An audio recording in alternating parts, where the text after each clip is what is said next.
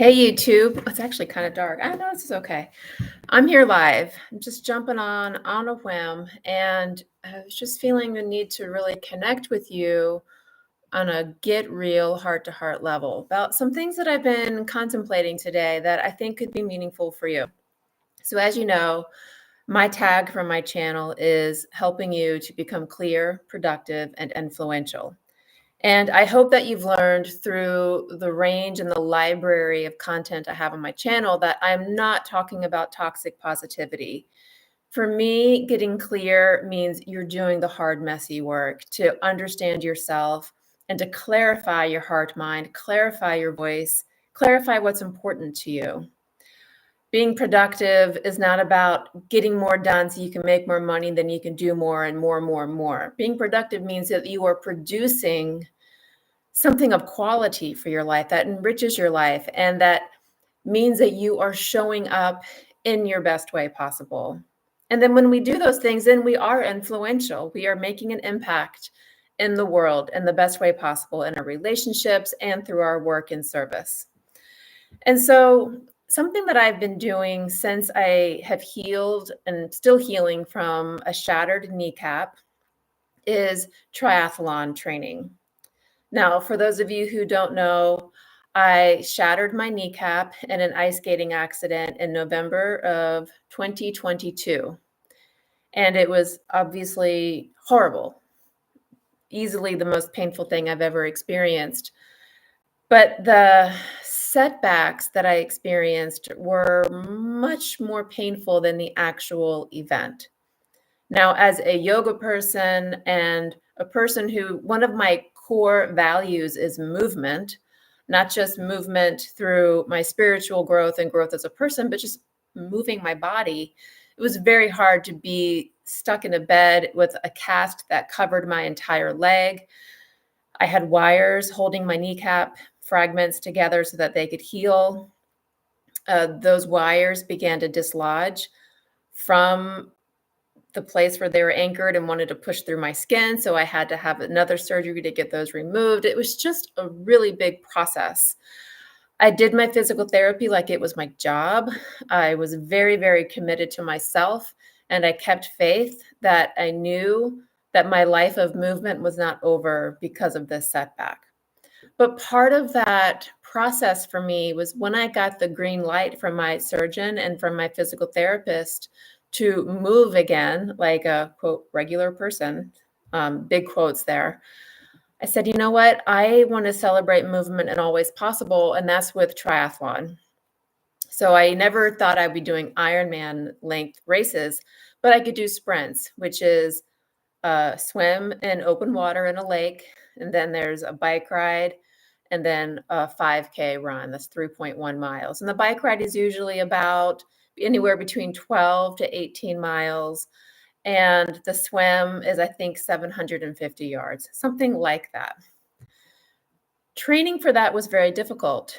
I did my first set of races last summer, only wanting to finish, and did finish all of them and felt really proud of myself. But then I wanted to get better at it and get stronger because I got to know my knee as a new entity in my life. I made friends with her, talked to her, massaged her, told her how great she was doing. And honestly, that level of communication with my knee and my self-talk helped me a great deal. So I did a 4-month cycling program to improve my cycling. I've been doing a lot of running in a running program to train me for a half marathon. And as part of my milestones and my training, I've been doing indoor triathlons at the YMCA. So I had one yesterday, and it did not go well for me. And I wanted to talk to you about it here with a framework of mindset coaching for you, because it's very humbling when you've put in countless hours of training. I don't even know how many hours of training I've spent since October to better myself in the sport. And part of my running training means that I am running, it's 4 times a week, with 2 strength training sessions, and sometimes I'm stacking cycling or swimming on top of that. Always doing yoga, but it's a lot of movement. Well, last week, I took my daughter to New York City to have a day at the museum and a lot of walking around. And that level of walking in New York City, and if you haven't been to New York City, definitely go, but it's very hilly. It's not an easy walk. So my legs were sore for 2 days after that visit. But because I had this mindset of I'm training for a half marathon, I kept doing my marathon training. Looking back, that was mistake number 1. So I kept pushing through. Said, "No, I'm on a program. I've got to finish." So I did my tempo run the day after I got back from New York City, and then did a strength training that afternoon. Did my marathon pace run the following day, which was Wednesday. Did my strength training again later that afternoon. Did my little shakeout run on Thursday, which was a 20-minute run.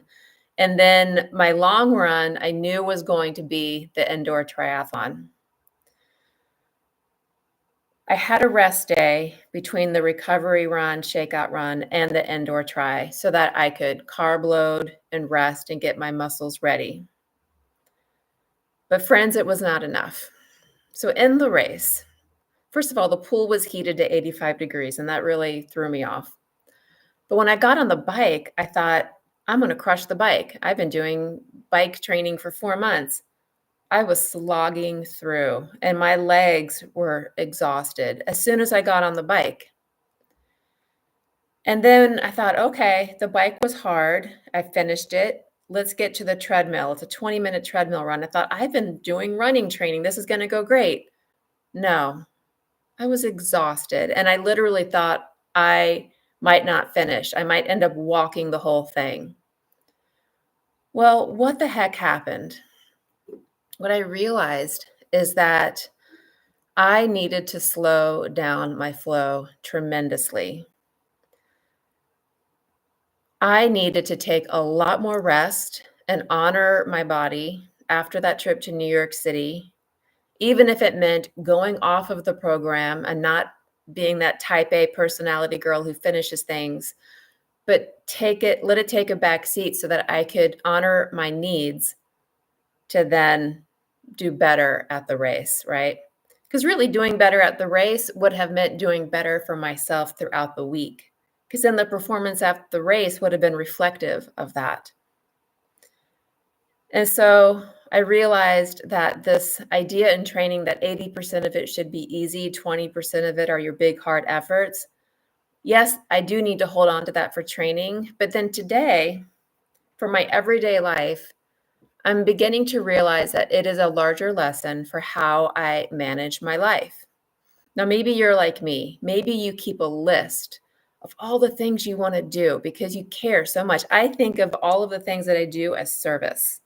I make these videos to serve you because I want to share these practices and tools that have literally changed my life. And they've changed the lives of my clients and students. And I want you to have them at no cost, because everybody deserves to have access to these tools. They do not belong in the actor studio, they belong for all the people.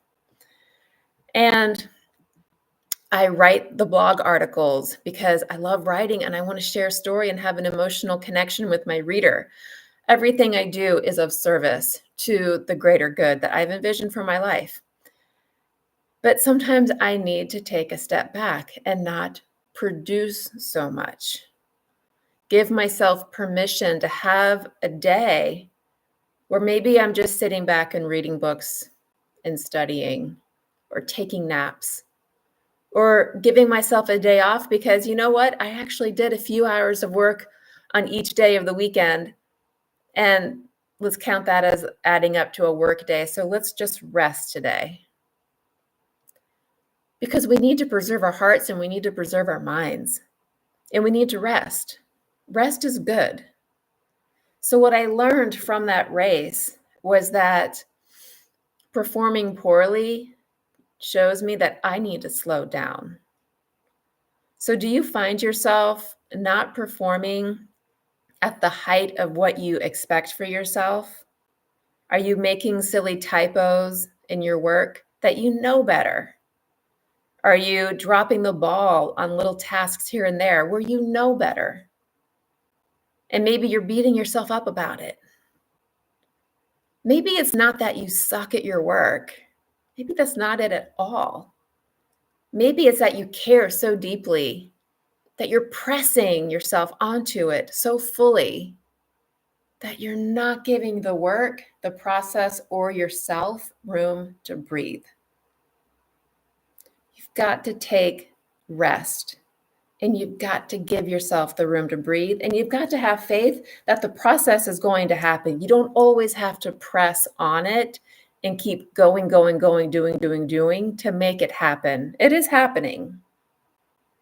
So I want to leave you with one final image. This is just going to be a quick little mindset practice for us today. We know that we plant a seed in soil. That's our action. We have physically planted the seed in the soil. We know that we till the soil around to keep it aerated so the seed can have good conditions. But we do not make the rain. That's God's work. Okay? The rain's coming. And if it's not coming, then you find your irrigation practices and you make that happen. But let's just assume it's a temperate climate, the rain's coming. So it rains. What do? Well, normally you sit and you wait. You go back to it. You pull out little weeds that might be growing that could interrupt the root patterns that are developing that you can't see, but you know are there. What you do not do is dig up the earth to say, is it growing yet? Because then you're not trusting the process.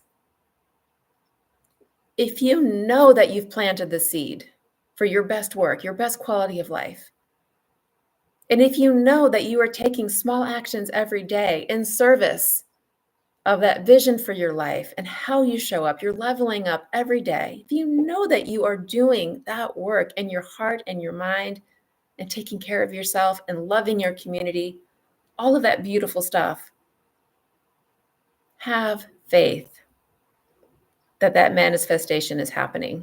It is happening, okay? You don't need to press.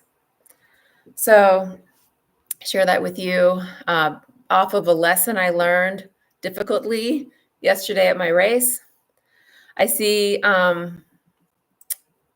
if you want to put a question or a comment in the chat, I'm here for you now. If not, that's okay. You can always leave comments to any of my videos, and I always respond, even if they're videos I made years ago. I really genuinely love engaging with you. So just to wrap it up, you have to give yourself room to breathe. You have to take rest in order to stay productive. You have to take rest in order to have the space and the clarity of your mind to examine your heart, to get clear on how you're showing up. And take radical responsibility for how you're showing up. If you're not in integrity with what you know is in store for you, pivot. Switch it up. You have to. Because then you're being honest with what you know is your highest good. And then once you take rest, you'll realize that you can produce things of much deeper, more meaningful quality for you and have that great influence that you know is in store for you. Okay? Again, I hope that this landed on you well. Maybe you really needed to hear it. I needed to share it. And again, if you have any questions about anything that I've shared here, leave a comment below and I will respond. Take care.